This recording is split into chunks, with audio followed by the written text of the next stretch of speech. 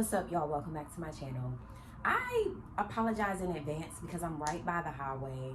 Like, it's just consistent traffic all the time, and when I'm by the window, because I'm trying to get the best light, it does harbor that like warping sound. So I mean, sorry in advance. As you all know from the caption, I microdose. I tried shrooms in the form of a chocolate bar.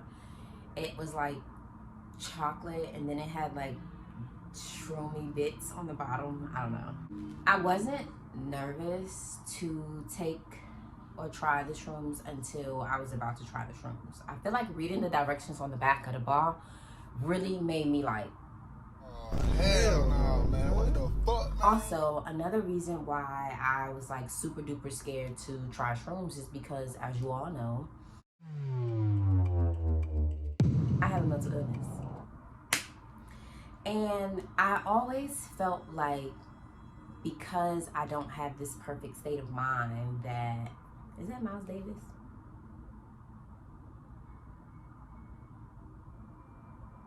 Yeah, that's definitely Miles Davis. I hope I don't get a copyright. But anyways, basically, I always felt like, let me close the door because I don't know what y'all doing. I always felt like I would just have the worst trip of my life. It's like when I close the door, I can hear Miles Davis like louder. It's definitely his album, his Kind of Blue album. Hold on, y'all. Y'all can see my plant right there, Lamont. This is the picture that my boyfriend and we are painting of Lamont, and we're like not done. I gotta go over the leaves one more time, but when we varnish this joint, it's gonna be so pretty. And then we're gonna do something like really big on top. I think I'm gonna take down that photo that I have in my living room, and I'm gonna replace it with our painting. Oh yeah, I got a boyfriend. I'm a girlfriend now. I thought that if I were to take shrooms, I would have the worst trip of my life. And I would hear that from people that either had a really bad trip or people that never tried shrooms before a day in their life. So I don't know. I just went with it. I microdosed at home. Well, I was at someone else's house. And we basically just decided that we were going to do it. Boom. So we eat it. It wasn't all that nasty. Like, I couldn't taste the shrooms. A lot of times when I see people take shrooms, they're like, they're gagging, like it's just disgusting. I even hear people say that no matter what you do to try to conceal the taste, it tastes disgusting. But for me, it wasn't that bad. So about 20 to 30 minutes in, I decided that I needed to drink some water. It felt like someone was retwisting the top of my lock, so I felt like a tingly sensation. And then I began to feel like it was like a unicorn horn in this area. And I'm like, I know that's not my third eye activated. It made me feel weird. So I just didn't really know what to expect from the experience. I didn't really know what was going on. I didn't know if it was going to turn up. I didn't know, I just didn't know. So I decided to like sit my ass down. So I got a cup of water. When I drank the water, that's when I felt like I could taste the aftertaste of the shrooms once I drank the cold water. And then it kind of made me feel like I was going to like gag, like burp and stuff, like I was ready to throw up. And I kind of just wasn't sure if I was going to throw up or not. So I went outside and I tried to throw up, but I didn't throw up. I went back to the house or whatever, and I normally do audiobooks. Like, audiobooks on YouTube is like my thing. It's my way of having another book in the books of books that I've read, when really I just be listening to like books that I like really, really like. A few suggestions is Minimalism. I like that audiobook. And the one that I'm on now is The Power of Concentration. So I sat down after I drank my water, went outside, whatever, and I listened to my audiobook. Honestly, I felt like I was just genuinely sitting my ass down and listening to the audiobook. It was just, sometimes when I listen to audiobooks, I'm cooking, cleaning, walking around, doing this, sweeping, I'm all over the place. But I just genuinely felt like I'm sitting my ass down and watching an audiobook. It was great. It was great. Then I decided that I didn't want to feel like that anymore. So I decided to go try to take a shower. Y'all, I'm in the shower, just, scrub-a-dub-dubbing. And then I get one of the most beautiful downloads. I feel like it was a download. It could have just been me thinking of some regular shit, but it felt like what I would consider a download. And basically, this download was a profound version of my original thoughts. The download, basically, in short, was about the need for reassurance. Get rid of the need for reassurance. If it doesn't feel like this, then do away with it. Exit, left, get it out of your mind, get it out of your heart, get it out of your body, and do not force. And so, of course, I already know those things, but the particular feeling that my mind and my body was saying, if it doesn't feel like this, that was something that I would have to say that I faced for the very first time when I was in the shower. And yes, I am a girlfriend, and I think it feels great. And I do agree with my download that if it doesn't feel like this, then I don't want it. And that's not limited to just a relationship, jobs, other relationships that may be platonic.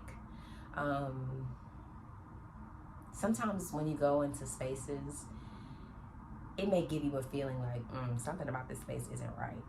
Learning to listen to your gut, and you don't need to snoop for clues. Or sometimes when we deal with people, we want to see what was said and see what was done. Go on that first instinct, and if it doesn't feel like this, boom, leave. And that's with the exclusion of learning something new, because we gotta learn some new stuff sometimes, and we may be in uncomfortable situations to get to a certain level that we see fit or that may align with our vision. So I'm not saying that if something is difficult or hard, or skip out on the ability to learn a new person or learn a new thing. I'm not saying those things.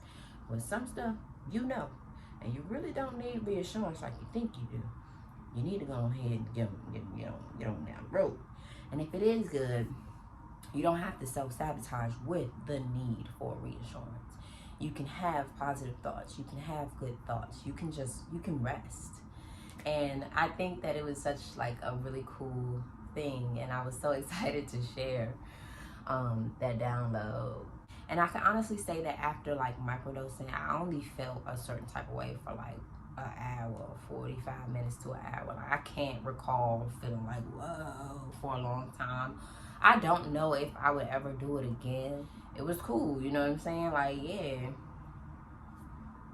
Now, if you do have diagnosis that may surpass something that you can cope with on your own, such as you rely on different medications, or you have to commit to something higher than just maintaining it on your own, then I would suggest that you do not take any advice from this video and feel as if, oh, you can do it too.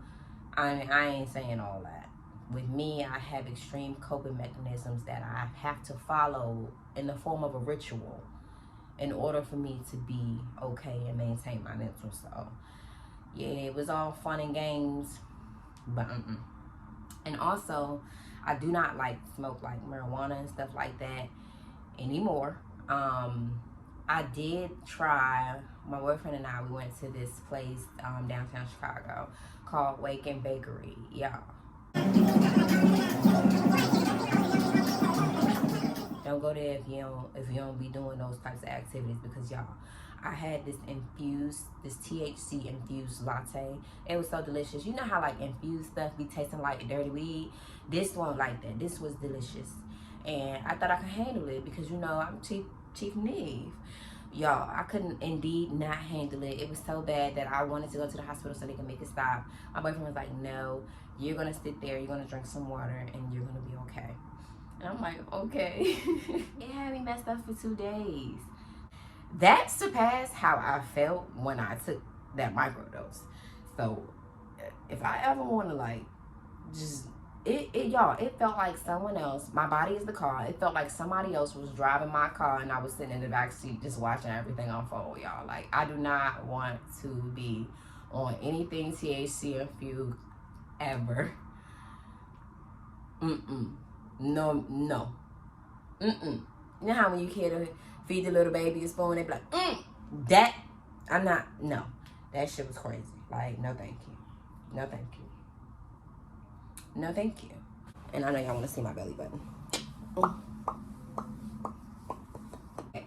Thanks for watching, guys. Remember to stay grounded. Y'all, don't be going out here trying all that mess that them young folks be doing. Because we ain't as young as we used to be. But be careful. Remember to stay grounded. Not out of control. Not a loose leaf piece of paper. Not grounded. Stick to what you know. And if you're going to branch out with the ability to consider yourself, your mental state, everything around you, your responsibilities, all that. Like, I have on my Van Gogh Sunflowers shirt that I love so much. I have on these shorts. Y'all, this is my plant Lamont. He's named after his paw. And I just love him so much. I think I'm going to change the soil again because before I came to Chicago, I think I overwatered him. And like, I apologize. But that plant is the actual plant in this painting. So, and y'all, I just got this shower curtain.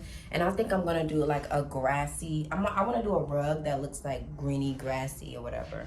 Y'all, this is the cutest thing ever. Like, this is a picture of my boyfriend eating pho, whatever you call it. But, because he's not, like, here with me, I had him on the refrigerator, so that way when I eat, he can be there, like, with me. I know that's corny as hell, but... And I have other pictures, like those pictures that y'all seen behind my head when I was doing my little vloggy vlog. My son, like, if y'all don't know, my son and I are roommates. So, like, his bed is literally pushed up to mine. Not ashamed. And he sleeps, like, so crazy. So, I had this cute picture of him sleeping. I got really cute pictures. I got pictures of him going to school. Pictures when... My son has locks now. I got pictures when he first got his locks done. That's my boyfriend in the bed. So, of course, bed. Whatever, y'all. Oh, I don't even know where this random ass part of the video came from, but I'm gonna talk to y'all later.